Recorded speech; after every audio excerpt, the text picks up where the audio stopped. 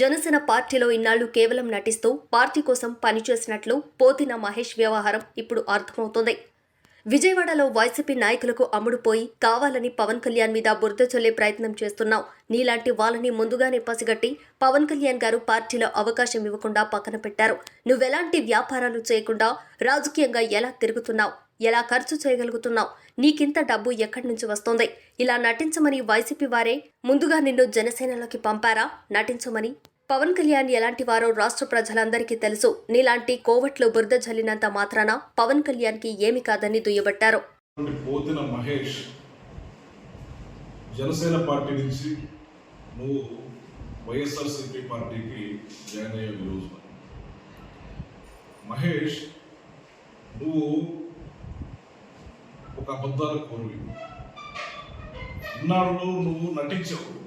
జనసేన పార్టీలో జనసేన నాయకుడిగా పవన్ కళ్యాణ్కి విశ్వాసపాత్రుడిగా ఉంటానని చెప్పేసి ఇప్పుడు దాకా నువ్వు చెప్పి, ఇప్పటిదాకా నువ్వు నటించి నువ్వు వేరే పార్టీలోకి వెళ్ళావు. ఎవరిని నటుడు అంటున్నావు? నటుడు సంఘం అంటున్నావు. నటుడు అనేవాడు నాయకుడు కాలేడా? ఎన్టీ రామారావు గారు ఉన్నారు. ఆయన మహానటుడు కాదా? ఆయన సుదీర్ఘ పరిపాలన చేసి ఈ రాష్ట్రాన్ని ఎంత అభివృద్ధి చేశాడో నీకు తెలియదా? పవన్ కళ్యాణ్ గారు 2014 నుంచి నీలాంటి వాళ్ళని నమ్మి మోసపోతా ఉన్నాడు. జనసేన పార్టీ ఒక నటుల సంఘం అని చెప్పేసి నువ్వు అంటా ఉన్నావు. అంటే ఇప్పుడు దాకా చేసిన అందరూ నిజంగా నటిస్తున్నట్టుగా నువ్వు అనుకుంటున్నావు. కానీ అందరికంటే పెద్ద నటుడు నువ్వు పార్టీ మారేవాడు. గమ్మును మారి వెళ్ళిపోవాలి. నిన్నటి దాకా పార్టీ మారితే వేరే జెండా వేసుకుంటే నా చెయ్యి నరకండి, నా తల తీయండి అని చెప్పేసి మాట్లాడిన వ్యక్తివి నువ్వు. ఈరోజు పవన్ కళ్యాణ్ గురించి మాట్లాడితే నాదెళ్ల మనోహర్ గారి గురించి ఈ రకంగా మాట్లాడటం కరెక్ట్ కాదు. నువ్వు పెత్తందారులు పవన్ కళ్యాణ్ గారు పెత్తందారుల పార్టీలోకి ఉమ్మడిగా పెత్తందారుల పార్టీలోకి వెళ్ళాడని చెప్పేసి నువ్వు మాట్లాడుతూ ఉన్నావు. ఇప్పుడు నువ్వే పార్టీలో ఉన్నావు? నీకు ఎంత పెట్టుబడి పెడితే నువ్వు ఆ పార్టీలోకి వెళ్ళావు? నిన్నటిదాకా వెల్లంపల్లిని కొబ్బరి చెప్పులని, ఆ చెప్పులని, ఈ చెప్పులని కనకదుర్గమ్మ గుడి దగ్గర అమ్ముకుంటున్నాడని, కొనుక్కుంటున్నాడని నువ్వు రకరకాలుగా మాట్లాడినాడు. ఈ రోజు నువ్వు వెళ్ళా వెల్లంపల్లి గడి సంకన. ఇప్పటిదాకా నువ్వు ఎంతో ఉన్నతరంగా జనసేన పార్టీలో మంచి నాయకుడిగా గుర్తింపు పొందావు. నీకు అసలు రాజకీయ భిక్ష పెట్టిందే పవన్ కళ్యాణ్ గారు. విజయవాడలో ఎవరైనా చెప్తారు నువ్వు ఎన్ని దందాలు చేసావు, ఎంతమందిని బ్లాక్ మెయిల్ చేసావు. ఆ రోజు నువ్వు జీరోలో ఉన్నవాడివి. నువ్వు ఖర్చు పెట్టినప్పుడు ఇంకా నువ్వు మైనస్లోకి వెళ్ళాలి.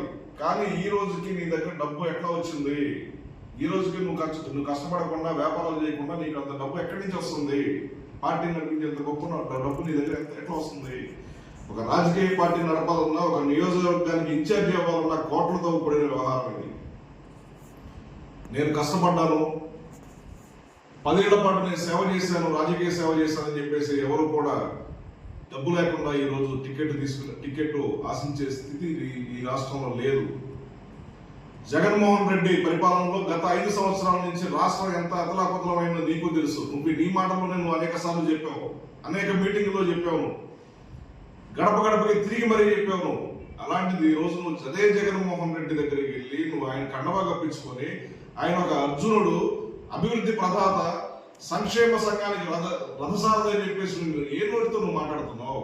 నరకాల్సింది నీ చెయ్యి కాదు, నీ నాలుకని.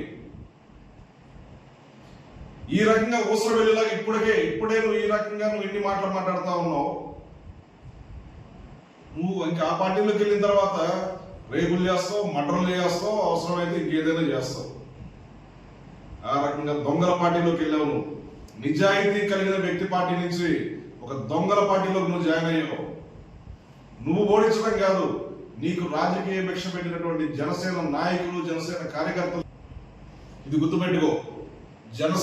జనసేన పార్టీని కానీ, పవన్ కళ్యాణ్ గారిని కానీ, నాదెళ్ల మనోహర్ గారిని కానీ చివరికి జనసేన పార్టీ కార్యకర్త జోలికి వచ్చినా కూడా అదే విజయవాడలో నిన్ను పరిగెత్తించి కొడతారు జనసేన నాయకులు, కార్యకర్తలు. గుర్తుపెట్టుకోము మహేష్. పిచ్చి ప్రలాపనలు మాని నీ దొంగల పార్టీలో, నీ దోపిడీ పార్టీలో, నీ వైసీపీ గజ దొంగల పార్టీలో జాయిన్ అయినటువంటి నువ్వు వాళ్ళతో పాటు జాయిన్ అయిపోయి పని చూసుకో, చక్కగా సంపాదించుకో అంతవరకే. కానీ జనసేన పార్టీని విమర్శించినట్టయితే మాత్రం నీ తాట తీయటానికి కూడా మేము వెనకాడమని చెప్తా ఉన్నాం.